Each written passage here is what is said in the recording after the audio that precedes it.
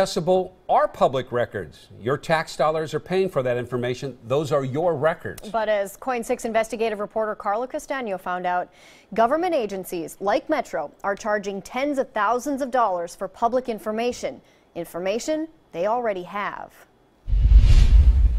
There are loopholes large enough to run an elephant through, I guess you'd say. As editor and publisher of the Northwest Examiner since 1986, Allan Classen knows a thing or two about the fight for public information within Oregon public records law. These are public records. We are entitled to them, no question.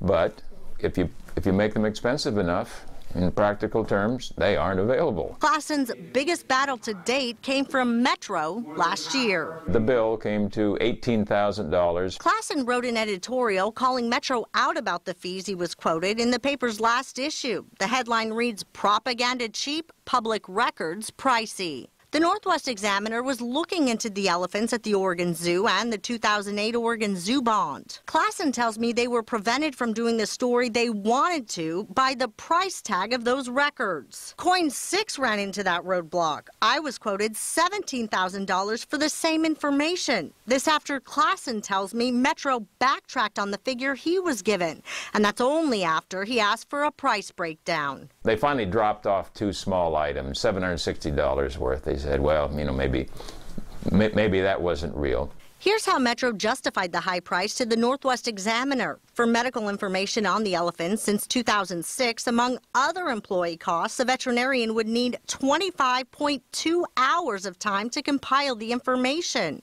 Elephant curator Bob Lee, 33.6 hours. To gather the information on elephant breeding plans, the curator would need 29.6 hours and the vet 22.2. That's in addition to paying for 17 hours of work for 8 other employees. And remember, these are public records Metro already has. These were very generalized, inflated estimates. When Metro quoted KOIN $17,000 for the same information nearly a year ago, I sent this email to Metro Communications Director Jim Middaugh asking for clarification and an itemized list for the quote. My email on June 20th reads, $17,000 is by far the most outrageous price I have ever been quoted when it comes to getting documents for the public. Are you sure that this is accurate? Please provide me with a breakdown of associated costs.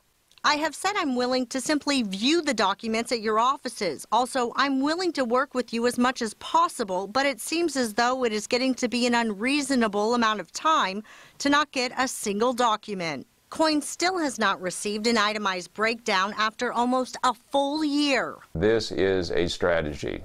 They definitely do not want this information out. Oregon lawmakers, both Democrats and Republicans alike, agree public records law reform is needed. Governor Kate Brown has recommended 3 pieces of proposed legislation to tackle the issue.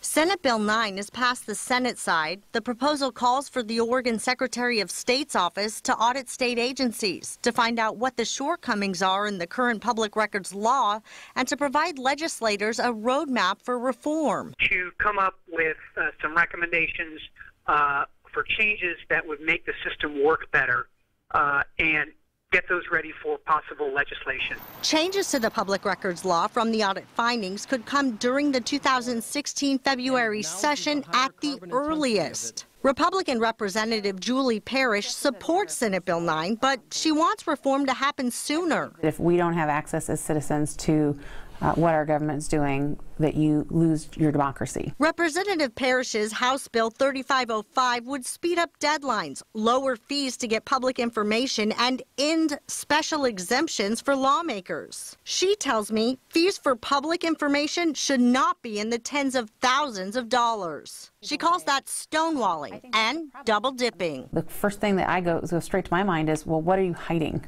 Like, why aren't you making that available?